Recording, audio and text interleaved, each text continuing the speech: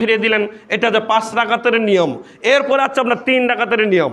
3 রাকাতের নিয়ম সবচাইতে উত্তম যেটা রাসূল সাল্লাল্লাহু আলাইহি সাল্লাম বলছেন, বেজর সালাত ওইভাবে পড়া উত্তম জোরার পরে যেন বেজর হয়, জোরের পরে যেন বেজর হয়। তাহলে এ থেকে বোঝা যায় বেতের সালাত যদি আমরা 3 রাকাতের নিয়ত করি যে আমরা 3 রাকাত পড়ব, তাহলে সবচেয়ে উত্তম হবে আপনি 2 রাকাত সালাত আদায় করবেন, তারপরে সালাম ফিরিয়ে দিবেন। কথাটা বুঝলেন? 2 রাকাত আদায় করলেন, সালাম ফিরিয়ে দিলেন, এরপরে তারপর আপনি আরেক রাকাত পড়বেন। কয় রাকাত হইল? তাহলে 2 রাকাত পরেই সালাম ফিরালেন, তারপর আরেক রাকাত পড়লেন। তাহলে 3 রাকাত সালাতে কয়বার সালাম হইল?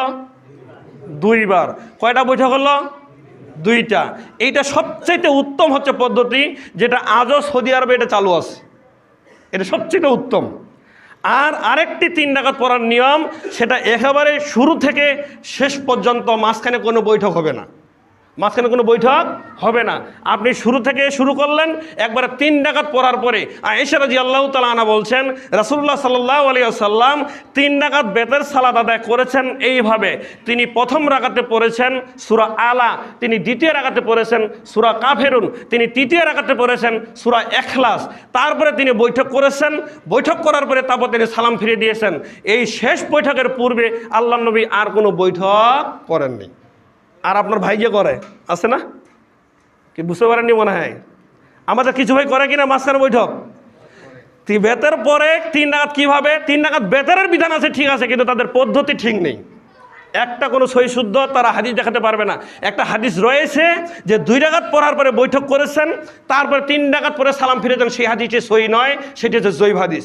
আর এই সহি হাদিস হচ্ছে একেবারে একসাথে 3 রাকাত পড়া, একসাথে 3 রাকাত পড়া। কিন্তু আমাদের কিছু দিনী ভাই রয়েছে, তারা 2 রাকাত পড়ার পরে একটা ছোট বৈঠক করে তারপরে দাঁড়িয়ে তারপর আগ রাকাত পড়ে নেয়, কি আছে না, মানে এক কথায় তারা মাগরিবের মতো সালাত আদায় করে।